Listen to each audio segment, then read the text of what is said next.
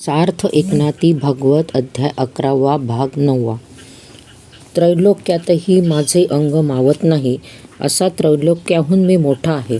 परंतु ब्राह्मण हे माझ्याहून मोठे आहेत, कारण त्यांच्यामध्ये मी वेदरूप नारायण सर्वच साठवून राहिलो आहे. ब्राह्मणाचा पाय हृदयावर धरल्यामुळे मला मोठी प्रतिवर्ता आली आहे. लक्ष्मीची उपेक्षा केली असतानाही ती माझ्या पायांजवळ बसते आणि माझ्या चरणांचे तीर्थ शंकरही मस्तकावर धारण करतो. म्हणून ब्राह्मण हे पूज्य आहेत हे लक्षात ठेव. त्यांचे पाय धुण्याचे काम मी स्वतः करतो. मी आपण होऊन त्यांची उष्टे काढतो. मग इतरांचा पाड काय? माझे मनुष्य राहण्याचे ठिकाण आणि माझी सर्व उपचारांची पूजा करण्याचे स्थान किंवा दान मान मिष्टान्न हे सर्व एका ब्राह्मणाच्या विधियुक्त पूजनामध्ये आहे. कोणाला शालिग्रामचा नेम असतो, कोणाला स्थापन असलेल्या लिंगाचा नेम असतो, कोणाला गणपतीचा नेम असतो व कोणाला सूर्याचे दर्शन घेण्याचा नेम असतो, कोणाला तुळशीचा नेम असतो, कोणाला बांधलेल्या अनंताचा नेम असतो. परंतु नित्य ब्राह्मणाचा नेम ज्याला आहे तो भाग्याचा भाग्यवान परम दुर्मिळ होय. जो नित्य नियमाने ब्राह्मणाची पूजा मोठ्या आवडीने षोडोपचारांनी करतो तो भक्तीचा राजा आणि तोच एक माझा आत्मा होय. जो निरनिराळ्या देवतांची उपासना करीत नाही व जीवाभावाने ब्राह्मणांचाच भक्त होतो, त्याचा अर्थ चुकून मी त्याचा स्वार्थ यशस्वी करून देतो. आणि असे ब्राह्मणांचे भक्त असतात, त्यांच्या चरणाने पृथ्वीही पुनीत होते, गंगाही त्याच्या पायाच्या तीर्थाची इच्छा करते. मी तर त्यांना शिरसावंद्य करतो. मी मोलाशिवाय त्यांच्या सेवेचा सेवक झालो आहे. पहा, ब्राह्मण सेवेमध्ये मला काही अलौकिक व अनिवार्य सुख वाटते. नित्यनियमाने जो ब्राह्मणांची पूजा करतो तो भगवंताला प्रिय होतो. म्हणूनच चारही हात पसरून त्याला आलिंगन देण्यानेच माझा जीव शांत होतो. ब्राह्मणांनी स्नान केलेल्या पाण्यामध्ये ज्याने भक्तिभावाने अंघोळ केली त्याने त्या काळीच कोट्यावधी अवभृतस्नानेही पायाखाली घातली म्हणून समजावे. ब्राह्मणाच्या पायांचे तीर्थ पाहताच दोष आणि पातके यांना पळ सुटतो. याकरता तेच तीर्थ भक्तिभावाने सेवन केले असता सर्व दोष नाहीसे होतात. जो कोणी नित्यनियमाने ब्राह्मणांच्या चरणांचे तीर्थसेवन करतो तो स्वतः तीर्थरूपच होतो आणि त्याच्या योगाने जड जीव पुनीत होतात. त्या ब्राह्मणांच्या ठिकाणी पूजा करताना तेलाभ्यंगन इत्यादिकांचे स्नान, पुष्पे, चंदन, आसन, भोजन व धनधान्य यथाशक्ती द्यावे. ब्राह्मणाला भोजन हे प्रिय आहे आणि सर्व दानामध्ये अन्नदान श्रेष्ठ आहे. याकरता उत्तम उत्तम पक्वान्ने तयार करून ब्राह्मण हे माझेच स्वरूप आहेत अशा भावनेने त्यांना भोजन द्यावे. कोणी ब्राह्मणांचा अपमान करून त्यांना अन्न देतात, कोणी दगदगीला कंटाळले म्हणून देतात, कोणी निर्भिसना करून भोजन घालतात आणि कोणी तर वसावसा अंगावर येऊन जेवायला घालतात. तसे आपण करू नये, कारण ब्राह्मण हे माझे स्वरूप आहे हे लक्षात ठेव. त्यांचा आदर सत्कार करून त्यांना यथाशक्ती भोजन घालावे. वेळेला एखादा अज्ञानी अतिथी आला तर त्याच्या ठिकाणची खोडी काढू नये. तोही माझे स्वरूपच असतो. याकरता त्याला त्यावेळी अन्न घालावे. अतिथी विन्मुख गेला असता त्याच्याबरोबर आपले सर्व पुण्यही जाते. याकरता त्याला वेळोवेळी अवश्य अन्न द्यावे. निदान पाणी तरी प्यावयाला द्यावे. ब्राह्मण पंक्तीला बसवून अन्न वाढण्यामध्ये जे कोणी पंक्तीप्रपंच करतात ते मोलाने पातकच विकत घेतात. त्यांच्या अधोगती निश्चितप्रमाणे प्राप्त होते. ब्राह्मण सेवेला शरीर, वाचा, मन, धन लावणे व यथाशक्ती निष्कपटपणा धरणे याचेच नाव अतिथीपूजन. ब्राह्मण हे त्रिपदा गायत्री मंत्राचा जप करून पूर्ण पवित्र झालेले असतात. म्हणून वेदांचेही वसतिस्थान त्यांच्या ठिकाणी असते. ब्राह्मण हे माझेच स्वरूप होत असे समज. म्हणूनच माझ्या पूजेचे श्रेष्ठ अधिष्ठानही तेच. ब्राह्मणांच्या आज्ञेला ज्याचे मन अत्यंत तत्पर असते आणि जो त्यांना दान देतो व देववितो त्यांच्या त्या वृत्तीचेच नाव पूर्ण श्रद्धा. ब्राह्मणांची सेवा द्रव्याशिवाय मुळीच घडावयाची नाही असे मात्र म्हणू नये. सेवेला श्रद्धा आणि भजन करण्याचा पूर्ण उल्हास हीच मुख्य प्रमाणभूत साधने होय. कोणाची शरीराने सेवा करावी, कोणाचे वाणीने पूजन करावे, कोणाचे मनानेच भजन करावे. कसेही भजन केले तरी ब्राह्मणांची दया परिपूर्णच लाभते. ब्राह्मणांच्या भक्तीसाठी अंतःकरण आनंदाने भरून जाणे आणि परमश्रद्धेने व उल्हासाने परिपूर्ण असणे याचे नाव आतिथ्य. याप्रमाणे ब्राह्मणांचे भजन हे पूजेचे तिसरे अधिष्ठान आहे ते तुला सांगितले. आता गायत्री सेवा ऐक. ज्या गायीच्या कैवाराने मी सहस्रार्जुनाला मारून ठार केले आणि 21 वेळा पृथ्वीवरील मुख्य लढवय्ये असे क्षत्रिय मी मारिले. रामतारामध्ये माझे महात्म्य फार मोठे होते, पण त्यात गायीची सेवा घडली नाही, म्हणून मी गोकुळात अवतार घेऊन गायीची सेवा केली. गायीच्या सेवेनेच मला पुष्टता प्राप्त झाली, म्हणूनच लहानपणातच मोठमोठे मल्ल मी मारून टाकले. कंस, चाणूर ह्यासारखे अदम्य मल्ल मारले व उग्रसेन राज्यावरती बसवला. त्या गायीची सेवा आवड मला फार आहे, त्यामुळे माझी एवढी पवित्र कीर्ती पसरली. मी कंसाच्या राज्यातील बंदीखाने फोडले आणि पितरांची बेडी काढून त्यांना मुक्त केले. म्हणून गाय आणि ब्राह्मण ही माझी जीवप्राण आहेत व दोहोमुळेच माझ्या पूजेचे अधिष्ठान सुलभ आहे.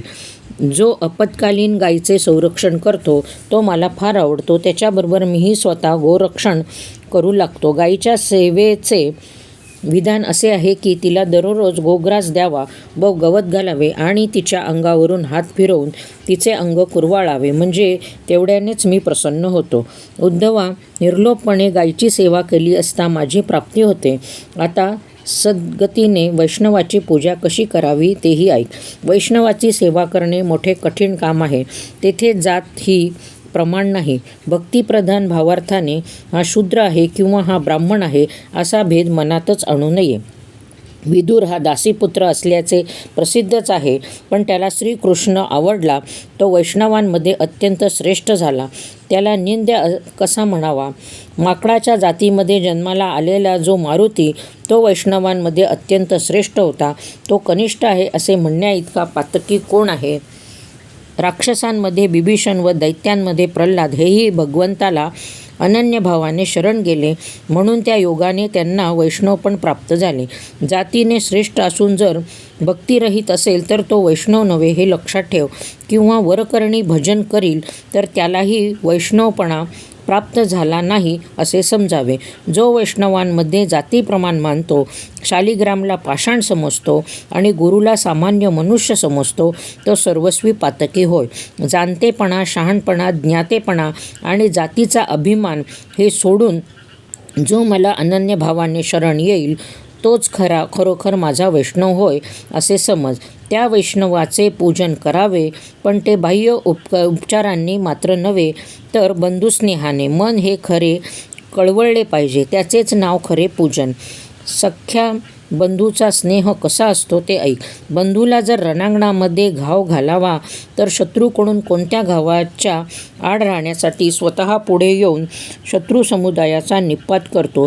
त्याप्रमाणे अंतःकरणातील कळवळा तोच असतो. तो खरोखर वैष्णवांच्या पूजेचा विधी होय. स्नेहाशिवाय नुसत्या टिडेमाळा असतात, त्याच्या योगाने भगवंताला आनंद होत नाही. साधू हे एकाच पित्याचे पुत्र असल्यामुळे अकृत्रिम बंधूच आहेत. त्यांच्यामध्ये सावत्रपणाच फरक बाळगणे हा काही खरा स्नेह नव्हे. खरे पाहावयास गेले तर भक्तांची आणि अभक्तांची उत्पत्ती खरोखर माझ्यापासूनच आहे, पण माझ्या ठिकाणी भाव ठेवणे व भाव न ठेवणे असा सावत्रपणा उपस्थित झाला की परस्परामध्ये विरुद्ध स्थिती निर्माण होते. वैष्णव हे विष्णूच्याच उदरामध्ये असतात, त्याच उदरामध्ये आपणही जाऊन राहावे, म्हणजे सहजच सख्खेपणा येऊन अकृत्रिम कळवळा उत्पन्न होतो. असा बंधुभावाने जो कळवळा उत्पन्न होतो तीच वैष्णव कुळाची पूजा होय. अशनी वैष्णवांची पूजा करणाऱ्याजवळ भक्तीला भुकेलेला असा मी तिष्ठत उभा राहतो. वैष्णव पूजेचे जे लक्षण तेच माझे 5वे पूजास्थान होय. आता आकाशाचे पूजन ऐक, कारण त्यात केवळ माझे ध्यान असते. आकाश हे निर्लेप आणि निर्विकार आहे, तसेच ते अत्यंत सूक्ष्म असून निराकार आहे. त्याचप्रमाणे निरंतर हृदयामध्ये खरोखर माझे ध्यान करावे. स्वस्थपणाने ध्यानस्थ बसून सगळेच्या सगळे महदाकाश जो आपले हृदयकाश करून सोडतो त्याने माझी परमेश्वराची पूजा केली म्हणून समजावे. अत्यंत सूक्ष्म व निर्विकार असे माझे ध्यान हृदयामध्ये दृढ असणे तीच माझी खरोखर पूजा होय. अंत न लागणारा असा मी त्याच्याच योगाने पूजीला गेलो असे समजावे. आकाशाला डाग लावायला गेले असता व तो लावला असता आकाशाला कधीच लागत नाही, त्याप्रमाणे साऱ्या कर्मात वागत असताना आपण मुक्तच आहो असे जो पाहतो. आकाश सर्व पदार्थामध्ये व्याप्त आहे, पण ते तसे व्याप्त असूनही अत्यंत अलिप्तच असते. त्याप्रमाणे जो आकाशावर निष्ठा ठेवून सर्व कर्मामध्ये वागत असूनही कर्मातीत असतो तोच आकाशाचा पूजक होय. आकाश हे माझे पूजास्थान असून त्याच्या पूजेचे विधान असे आहे. हे 6वे पूजास्थान होय. आता वायूचे अर्चन ऐक. ज्याची वायूच्या ठिकाणी भगवत बुद्धी असून ती कधी ढळत नाही, कारण वायूच्याच योगाने प्राणीमात्रांना सजीवपणा आलेला आहे आणि खरोखर जगाला धारण करणाराही तोच. वायूच्या रूपाने सर्व प्राणीमात्रांचा प्राण मीच झालो आहे हे लक्षात ठेव. प्राण्याचा मुख्य प्राण तो मी, म्हणूनच वायू हा मत्स्यरूप आहे. वायू हा आकाशामध्येच उत्पन्न होतो आणि उत्पन्न झाला तरी त्यापासून वेगळा होत नाही. तो सर्व प्रकारच्या हालचालींमध्ये आकाशातच असतो आणि अखेर आकाशामध्येच स्थिर होतो. त्याप्रमाणे जन्मकर्माचा निर्णय समजूनही आपले अधिष्ठान न सोडणे व प्राणाचाही प्राण होऊन राहणे हेच वायूचे पूजन होय. प्राणाचे जाणे येणे चालू असणे तरी ब्रह्मरूप ते मीच हेच नित्य ध्यान करणे व ते करताना निरंतर जागृती राखणे हेच वायूचे पूजन होय. जो माझ्या स्वरूपानेच दृढ ध्यास करतो ते त्याच्याकडून होणारे वायूचे पूजन हेच 7वे पूजास्थान समजावे. जलानेच जलाची पूजा करावी, म्हणजे जलाच्या योगे करून ईश्वराविषयी आवड उत्पन्न होते आणि ती पूजा भगवंताला पोचते. तो भक्त माझा फार आवडता होय. उद्धवा, आपो नारायण साक्षात ह्या मंत्राचा जो अर्थ आहे त्यावरून देवानेच देव पूजेला जातो असे निश्चित समज. उद्धवा, दुधाने क्षीरसागराची पूजा करावी त्याप्रमाणे द्रव्यानेच द्रव्याची पूजा करणे असा हा खरोखर जलाने जलाची पूजा करण्याचा प्रकार आहे. जीवाला जीवनच वाचवते त्या जीवनाचेही जीवन ते मी, म्हणून लाटांनी समुद्राचे पूजन करावे. त्याप्रमाणे जीवाने जीवांची पूजा करावी. नद्यस्तृप्तिपंतु समुद्रास्फूर्तिपंतु ह्या मंत्राने जे उदक देतात तीही जलाने जलाची पूजा करतात. यात पूजा आणि पूजक यांचे ऐक्य होते. हेच वेदोक्त विधीची पूजा होय. जीवनानेच जीवनाची पूजा करणे हेच 8वे पूजास्थान होय. आता पृथ्वीचे पूजन ऐक. श्लोकार्धाच्या अनुरोधाने तेही सर्व सांगेन. पाण्यामध्ये पृथ्वी ही निराधार असते, म्हणून ती विरून जाऊन तेथे पाणी होऊन पाहते आणि यामुळेच तिला धारण करणारा मी तिच्यामध्ये शिरून राहतो, म्हणून ती मूळची निराधार असूनही आधार झाली. म्हणून पृथ्वी हे माझे पूजास्थान आहे. तिच्या पूजेचे विधान आता ऐक. गायीसारखे कंडील करून त्यावर माझे आवाहन करावे. गायीसारख्याच स्तंडिलाच्या आकारावर ते पूजन का असे म्हणशील तर पृथ्वी ही गायीसारखी आहे. याकरता तिची पूजा करावयाचा प्रसंग येईल तेव्हा तिच्याच आकाराचे स्तंडिल करावे. त्या स्तंडिलावर पृथ्वीची पूजा करण्यासाठी धराधरांचे आवाहन करावे. नंतर तिच्या लिंगाची व हृदय मंत्रांची मंत्रोक्त पूजा करावी. हृदय, कवच, शिखा, नेत्र, शक्ती, बीज अशा लक्षणांनी युक्त असे यंत्र स्तंडिलावर काढून धराधाराची महापूजा करावी. याप्रमाणे पृथ्वीचे सर्व पूजन सांगितले. आता आपण पूजा करणे हे 10वे पूजास्थान आहे. त्याचेही लक्षण आहे. आधी 1 आणि पुढे पूर्ण म्हणजे पूज्य, त्याचे नाव 10वे लक्षण. आपले पूजास्थान आपण असणे हे पूजेचे आश्चर्यकारक साधन आहे. पूजापुढे आणखी कोट्यावधी पूज्ये दिली तरी गणिताचे काही कारणच नाही. पण पहिल्या पूजाला जर का 1 खाली फाटा फुटला तर ती मात्र गणित करता करता मनुष्य बेजार होऊन जाईल. पूजाला फाटा फुटला म्हणजे त्याला 1 म्हणतात. एकपणाने पूर्ण असले म्हणजे तो सहजच परिपूर्ण असतो. पूज्यापुढे पूज्यच पडले तर ते गणित काय होणार? निरीच्छाला जेव्हा इच्छा उत्पन्न होते तेव्हाच तो आपण पूजा करू लागतो. एक मिळवला तर दोनपणाचे दुसरे उत्पन्न होते आणि जेव्हा एकातून एक वजा करावा तेव्हा आपले पूज्यत्व पाहावे लागते. आपला देव आपणच असतो. अहो पहा, आपला पुजारीही आपणच, आपली भक्तीही आपणच. तेव्हा हा पूजेचा चमत्कार किती आश्चर्यकारक आहे. हृदयामध्ये चैतन्यघन आत्माराम आहे अशी भावना धरून स्वतःही तद्रूप होऊन मग स्वतः जे भोग भोगतो ते सहजच ब्राह्मणपण होतात. त्याने आपल्या तोंडामध्ये घास घातला तर त्याच्या मुखानेच मी सुखी होतो आणि परमपुरुषालाही तृप्ती होते. तीच माझी योग्य पूजा होय. तो जे काही भोगतो ते मलाच अर्पण होतात. त्याच्या आनंदामध्ये मीच तन्मय झालेला असल्यामुळे ती पूजा भगवंतालाच पोचते. माझ्या पूजेमध्ये हीच मुख्य पूजा आहे. ही पूजा करणाऱ्यानेच मला अत्यंत आवडीने पूजले असे होते. पूजेच्या निमित्ताने गरुडध्वजाला अधोक्षजाला त्याने वंश करून घेतले म्हणून समजावे. ही माझी आवडती पूजा आहे. ही गरुडध्वजाला अत्यंत प्रिय आहे. अशी भक्ती अधोक्षजाला आवडते तोच माझा प्रिय भक्त होय. सगुण असो किंवा निर्गुण असो दोन्ही स्वरूपे माझीच आहेत. त्यांच्या ठिकाणी जो आपले भोग अर्पण करतो तेच माझे खरे पूजन होय. आत्मभोगानेच भगवंताची जी करावयाची पूजा ती हीच पूजा होय.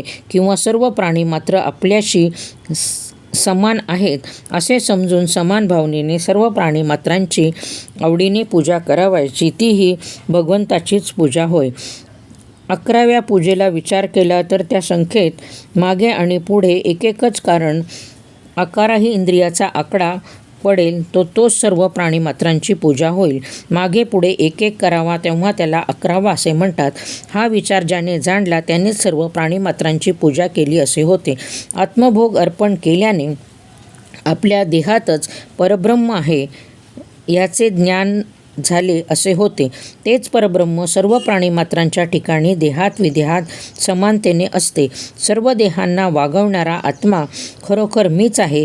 त्यामुळे भिन्न भिन्न प्राण्यांना पाहिले असता त्यांची माझ्यावरची प्रीती मोडत नाही. प्राणीमात्रांमध्ये उच्च नीच असा भेद असला तरी तो परब्रह्मामध्ये काही भेद पाहत नाही. त्याला असे दिसते की समसमानतेने सर्व ठिकाणी सारखीच समभावना असून ती सर्व प्राणीमात्रांच्या ठिकाणी सारखेपणानेच आहे. तो माझ्याशी साम्य पावल्यामुळे त्याला सर्व प्राणीमात्रांमध्ये समानता वाटत असतो. तीच सर्व प्राणीमात्रांची पूजा होय. ज्याला निरनिराळ्या वस्तूतील विषयमान बाधक होत नाही तोच खरोखर पूजा करणारा होय. जो भक्तिभावाने मजमध्येच एकरूप झाला तेथे तोच स्वतः सर्व प्राणीमात्र होऊन गेला. अर्थातच तो आपोआप सर्वांशी एकरूप झाला व सर्वांची आत्मभावनेने पूजा करू लागला असे समजावे. तो रंक आणि राजा यांचीही पूजा करतो पण त्या रंक राज्यातील परब्रह्माची समान भावना त्याच्या मनामध्ये बदलली जात नाही. तो त्याच्यात एकरूपता व समान भाव यांचा भंग होऊ न देता त्याची यथायोग्य पूजा करतो. पहा हे उद्धवा, हे सर्व भूतांच्या ठिकाणी माझी पूजा करावयाची असेल तर ती माझ्याशी तादात्म्य झाल्याचेच खरोखर होते. या 11 ही पूजा एक रूपानेच आहेत. ही 11 ही पूजास्थाने माझी प्राप्त करून देणारी व अत्यंत पवित्र अशी आहे. मी तुला सांगितलेल्या वर्णनाच्या अनुरोधाने त्याची यथाविधी पूजा करावी. मी ज्या पद्धतीने पूजा करावयास सांगितली त्याच रीतीने पूजा करीत जावी. जर ती रीती नीट कळली नाही तर त्या 11 ही पूजास्थानांच्या ठिकाणी माझ्याच मूर्तीचे चिंतन करावे. निर्गुणापेक्षा सगुण हे कमी योग्यतेचे आहे असे जो म्हणेल तो निखालस मूर्ख होय असे समज. कारण सगुण व निर्गुण ही दोन्ही सारखीच आहेत. त्यात एक कमी व एक अधिक असे मुळीच नाही. तूप पातळ असले तरी ते तूपच होय, पण जर ते थिजले तर त्या पाताळ तुपापेक्षा अधिक गोड होते. त्याप्रमाणे पहा, निर्गुणापेक्षाही स्वगुण स्वरूपाचेनेच मनाला त्वरित आनंद होतो. निर्गुणाचा बोध होणेच मुळी कठीण असते, कारण ते मन बुद्धी व वाणी यांना अगम्य असते. शास्त्रांना सुद्धा त्याचे रहस्य कळत नाही. वेदांनाही त्याबद्दल मौनच धारण केले आहे. वाववेने 12 मोजावयाचा प्रयत्न करावा किंवा आकाश मिठी मारून आवळावयाचा प्रयत्न करावा, त्याप्रमाणे भावना भांबावून पळत सुटते. कोठे स्थिर व्हावे तेच कळत नाहीसे होते. पण तशी काही सगुण मूर्ती नव्हे हे लक्षात ठेव. ती सुलभ आणि स्वरूपच असल्यामुळे तिला पाहता स्थान आणि भूक नाहीशी होते आणि प्रेमाने मन शांत होऊन जाते. नित्यसिद्ध सच्चिदानंद प्रकृतीहून भिन्न व परमानंद स्वरूपच तोच स्वानंदाचा मूळकंद असा गोविंद आपल्याच लीलेने सगुण झाला. साखरेची गोडी सर्वत्र वाखाणली जाते, पण त्यातही जर खडी साखरेची ढेप बनवली तर तिच्या गोडीला जास्त चव येते. त्याचप्रमाणे साकार मूर्तीचा प्रकार आहे. कसोटीला लावून उत्तम ठरलेल्या सोन्याची लगडच्या लगडच घेऊन मी तर नव्या नवरीच्या गळ्यामध्ये बांधली तर तो त्यामुळे ती नवरी सुंदर दिसेल काय? पण त्यात सोन्याचे दागिने करून जर मस्तक, कंठ, हात इत्यादी निरनिराळ्या अवयवांवर घातले तर तीच नवरी त्यामुळे अत्यंत शोभू लागलेली दिसते आणि लोक तिच्यावरून लिंबनवळं उतरवतात.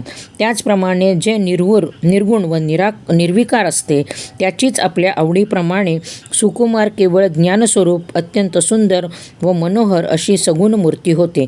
दैदिप्यमान असा श्यामवर्ण मुकुटकुंडले व मेखला यांनी विराजमान, गळ्यात कौस्तुभमणी व वनमाला आणि भर्जरीच्या झळकत असणारा पितांबर, आधीच तो पूर्ण श्यामवर्णी, त्यात आणखी कपाळावर लावलेला पिवळा टिळा, दोन्ही नेत्रांमध्ये कमळाच्या पाकळ्यांसही लाजवणारी आरक्त झाक, ज्ञानाचे देखणेपण त्या मूर्तीच्या डोळ्यांना जणू काही शरण आले. सैरावैरा भटकताना वारा थकला तेव्हा त्यानेच श्रीहरीच्या नाकात श्वासोच्छ्वासाप्रमाणे जणू काही ठाण मांडले.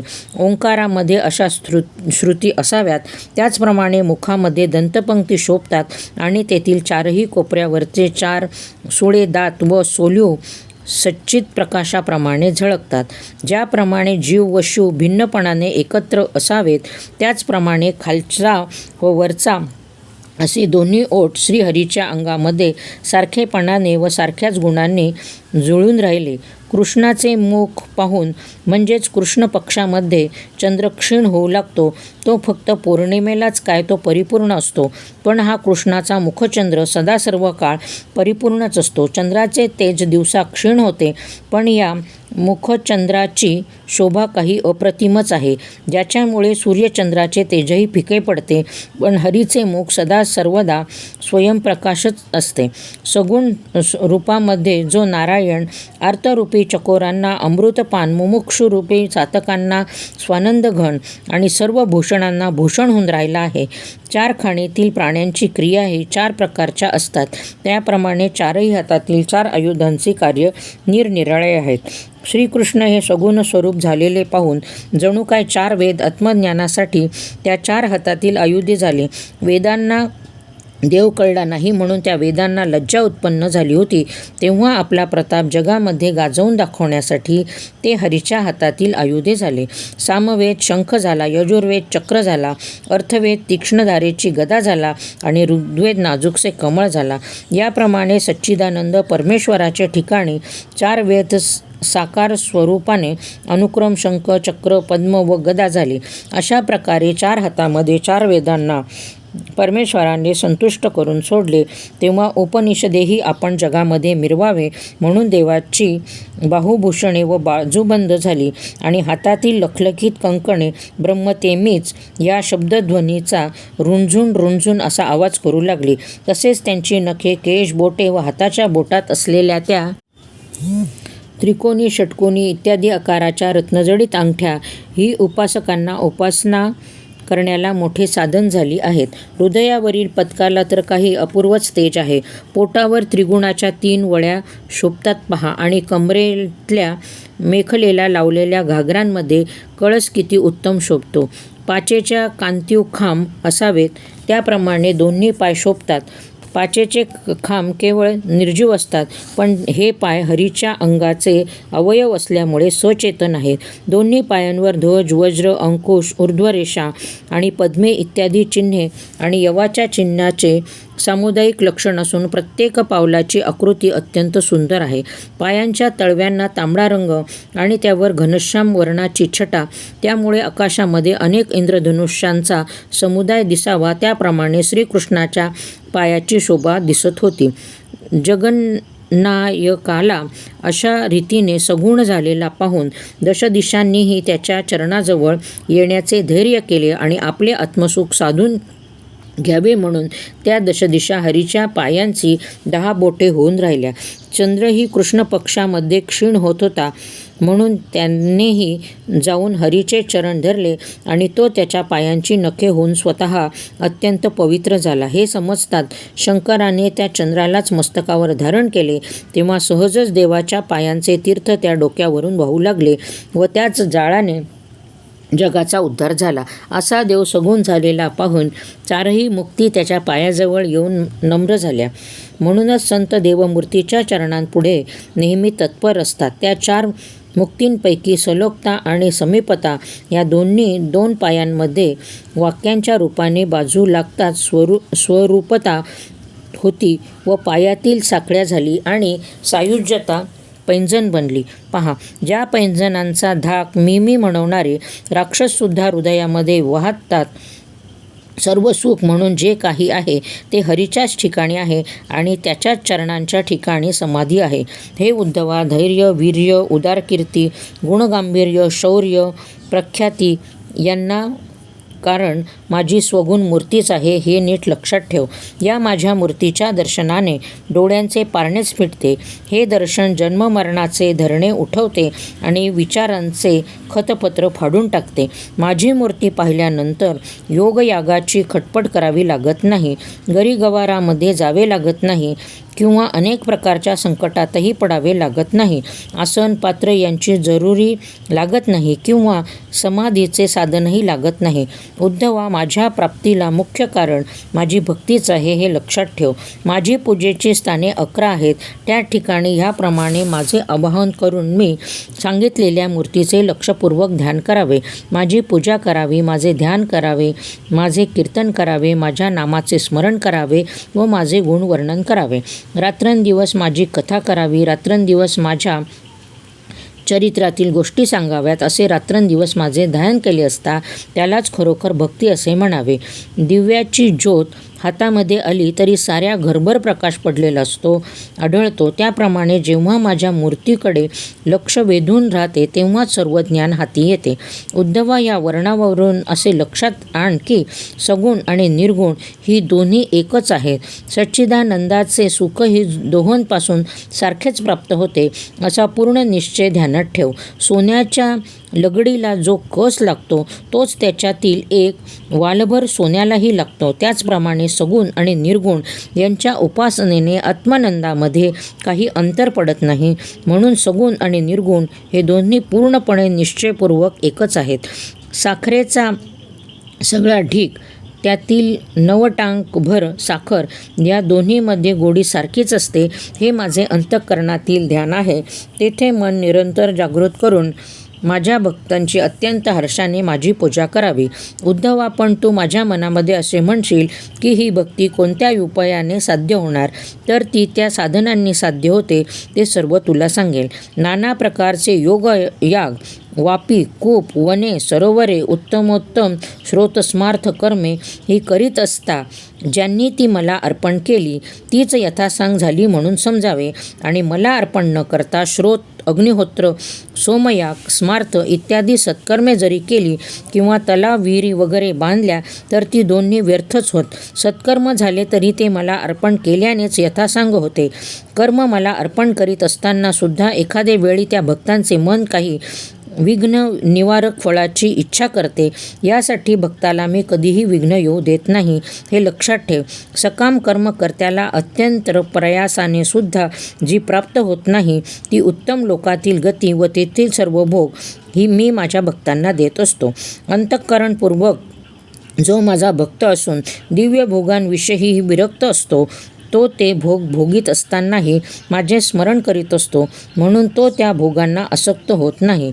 एखादा साधू देवालयात जात असता मुसळधार पडणाऱ्या पावसाने त्याला फार त्रास दिला, म्हणून तो आडोशासाठी तर अकस्मात नकळत वेश्येच्या घरात शिरला, तर तो तेथे राहूनही त्या वेश्येला शिवत नाही. त्याप्रमाणे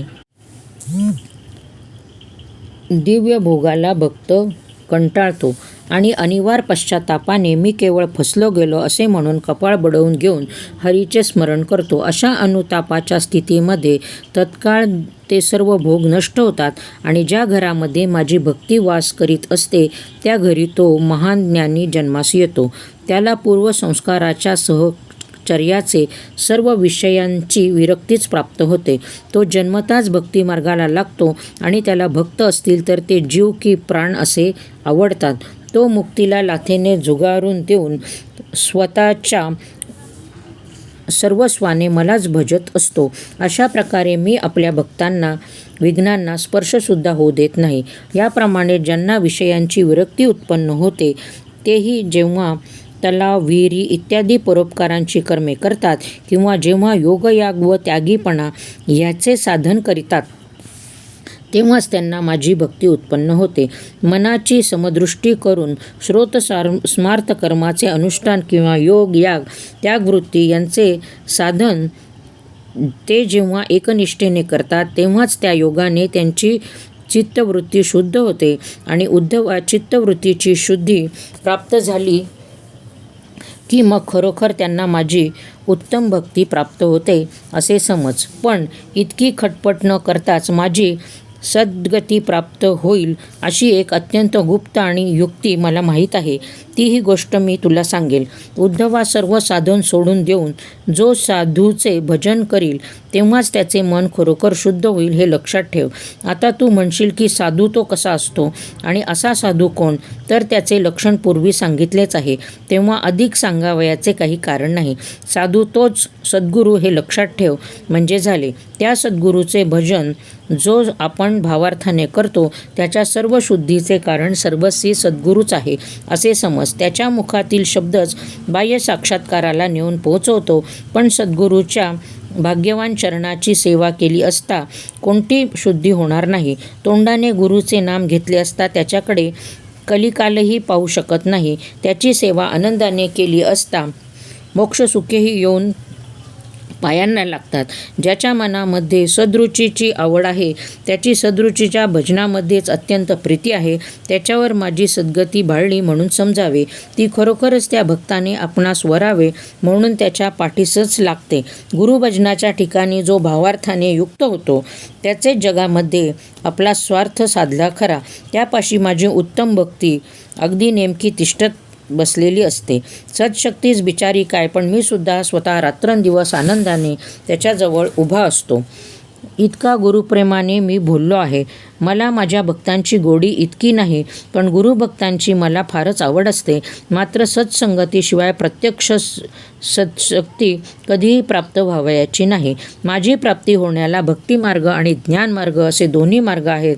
त्यात ज्ञानमार्ग फार बिकट आहे, पण भक्तिमार्ग हा निर्विघ्नपणाने भक्ताला माझ्याकडे पोचवतो. हा संसार तरून जाण्याला अनेक साधने सांगितले आहेत, पण ती सर्व व्यर्थ आहेत असे समज. अनुभवांती माझ्या भक्तिमार्गामध्ये उत्तम असे दिसून येते. सर्व उपायांमध्ये अत्यंत सरळ, निर्विघ्न, नित्य आणि पवित्र असा हा माझा केवळ भक्ती मार्ग आहे. ज्ञानमार्ग आहे तो भक्ताला मध्येच व्याकुळ करून पाडणारा आहे. मळा शिंपावयाला मोठ आणि पाट असे पाणी मिळावयाचे दोन उपाय असतात. मोठेने विहिरीकडे साचलेले पाणी काढावयाचे आणि ते देखील फार कष्ट करून थोडेच सापडते. आधी मोठ, नाडा व बैलांची जोडी इतकी तयारी असते, मग मागे त्या बैलांच्या आसुडाखाली सारखे झोडीत बसावे आणि त्यांच्या मागे पुढे येता जाताना ओढाओढ करून हाल करावेत. तेव्हा कोठे एक लहानसा भागा एवढी जमीन भिजते. त्यातही एखाद्या वेळी मोठच फुटते आणि नाडाच तुटून जातो किंवा एकाएकी एखादा बैल आजारी पडतो किंवा मरतो आणि असे झाले की तत्काळ जमिनीची ओल जाते व हातातोंडाला आलेले पीक करपून जाते. पण नदीच्या पाटाचा प्रकार मात्र तसा नाही. त्या पाटाला एक वेळ वाट करून दिली की रात्रंदिवस धो धो धो पाण्याचे लोट वाहतच असतात. ज्ञान हे मोठेच्या पाण्यासारखे आहेत. वेदशास्त्राचे पठण करून नित्य कोणते व अनित्य कोणते याचा विचार करण्यासाठी मार्मिक पंडित बसतात. त्यात एकजण कर्माकडे ओढ घेतो, एकजण संसाराकडे मन वळून मुंडन करावयास लागतो आणि कोणी म्हणतात की म्हणणे बरोबर नाही, देह अशा रीतीने कधी संकटामध्ये घालू नये. कोणी म्हणतात की प्रारब्ध म्हणून जे आहे तेच खरे, कोणी म्हणतात की शब्दज्ञान हेच खरे, कोणी म्हणतात की ह्याविषयी मौन धरावे, फार बडबड करू नये, कोणी म्हणतात की विद्वत्ता सोडून द्यावी, ज्याची कल्पना अधिक चालते तोच शहाणा खरा, मूर्खांना किती सांगावे. कोणी म्हणतात की तप हेच मुख्य आहे, कोणी म्हणतात की मंत्राचे पुरश्चरण हेच सर्वात श्रेष्ठ आहे, कोणी म्हणतात की वेदाध्ययन हेच श्रेष्ठ आहे, कोणी म्हणतात की ज्ञान करावे हेच योग्य होय, कोणी तर सारेच खोडून काढतो आणि माणसाला योगाच्या झटापटीमध्ये अडकवतो. तो साधकाला आसनांची आणि मुद्रांची चटक लावतो व वाऱ्यावरती बसवतो. असे अनेक प्रकारचे वाद करता करता सर्वस्वी एक निश्चय होत नाही. मोठ्या पंडितांना ज्ञानाचा अभिमान असल्यामुळे खरे ज्ञान मुळीच कळत नाही. ज्ञानमार्गातली ही अशी दशा आहे. त्यात अनेक प्रकारची विघ्ने येतात. विकल्पानेच विद्वत्ता नाहीशी होते, म्हणून विद्वत्तेच्या ठिकाणी माझी प्राप्ती होत नाही. माझी भक्ती काही तशी नव्हे. भक्तिसंपन्न लोक माझे नाम घेतल्यानेच मला पावतात. नामाने किती प्राणी उद्धरले ते मोजता येणार नाही. भागवतामध्ये हेच सांगितले आहे. माझ्या गुणांचे वर्णन करताना किंवा हरिकथा नामसंकीर्तन करताना तेथे विघ्नाचा शिरकाव होऊ शकत नाही. हरिनामाची गर्जना केवळ किल्ल्यासारखी आहे. हरिनामाचा जेथे घोष चालतो तेथे बिचारे विघ्न कुठून येणार. माझ्या भक्तांपुढे ते पळत सुटते आणि मोक्षाची द्वारे खुली होतात. माझे भक्त असतात ते पूर्ण निरीच्छ असतात. ते मोक्षाची आशा धरत नाही. म्हणूनच मी श्रीकृष्ण त्यांच्या भावार्थावर बोललेला असतो. तात्पर्य, निर्विघ्नपणे माझ्याजवळ यावयाला भक्तीशिवाय दुसरा मार्ग नाही हे त्रिवार खरे, सर्वस्वी खरे आहे. खरोखर भक्ती हीच मला आवडती आहे अशी सुलभ असलेली आपली भक्ती देव स्पष्टपणे अत्यंत आवडीने सांगता झाला. उद्धवाला हरिभक्तीची गोडी होतीच, म्हणून हे ऐकताच त्याने आनंदाची गुढीच उभारली. हे उद्धवाच्या मनामध्ये होते तेच कृष्णांनी सांगितले, म्हणून उद्धव त्या ठिकाणी हर्षातिशयाने नाचूच लागला. त्याने जीवाभावाने श्रीकृष्णाला ओवाळले आणि म्हणाला, इतकी तुझी भक्ती जर सुलभ आहे तर सारेच लोक तुझी भक्ती का करत नाहीत? तेव्हा देव म्हणाले, उद्धवा, भाग्याशिवाय ही माझी भक्ती खरोखर कोणालाच घडावयाची नाही. कोट्यावधी जन्मात पुण्याची संपत्ती मिळवली तर पदरी आयती तयार असेल तर माझ्या संतांची संगती घडते आणि सत्संगतीने माझी भक्ती उत्पन्न होते.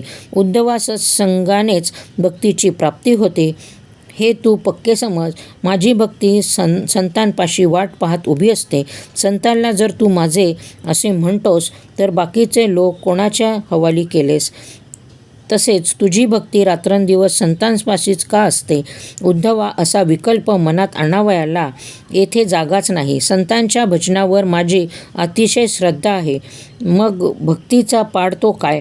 पण संतांची सेवा करावयाला मला कारण काय असे तू म्हणशील तर तो मी अनंत कोणालाही आवरला जाणारा नव्हे. त्या मलाही त्यांनी आपल्या भक्तीने बांधून टाकले आहे. आता त्यांची ज्या हेतूने मला बांधले आहे ते कारणही तुला सांगतो. ते जगामध्ये माझ्याशिवाय दुसरा कोणताही अर्थ जाणतच नाही. त्यांनी आपले जे स्वकर्म असते ते मलाच अर्पण केलेले असते.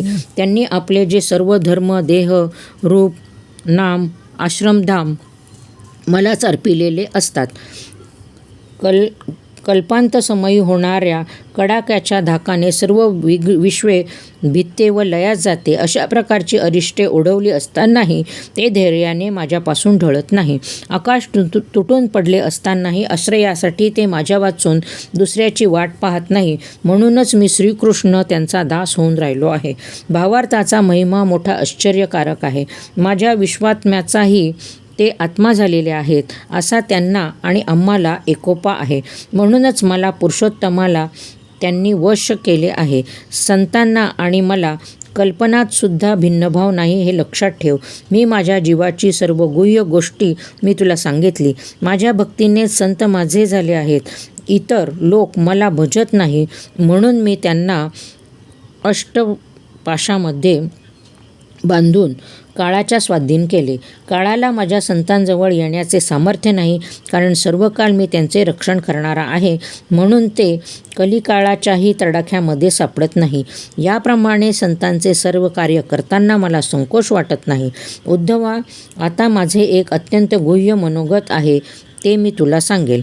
यदुवंश कुलभूषणा उद्धवा, ऐक. तू स्वकीय आहेस, सेवक आहेस, सहृदय आहेस आणि प्रिय मित्र आहेस, म्हणून तुला माझे गुह्य सांगू नये इतका धीर मला मुळीच धरवत नाही.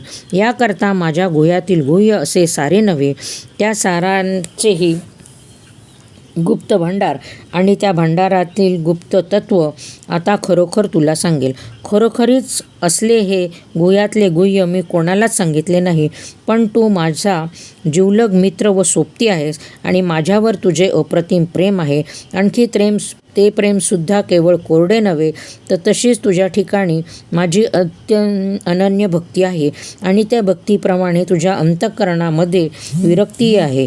तुझ्यापाशी पूर्ण निष्कपट वृत्ती आहे हे पहा.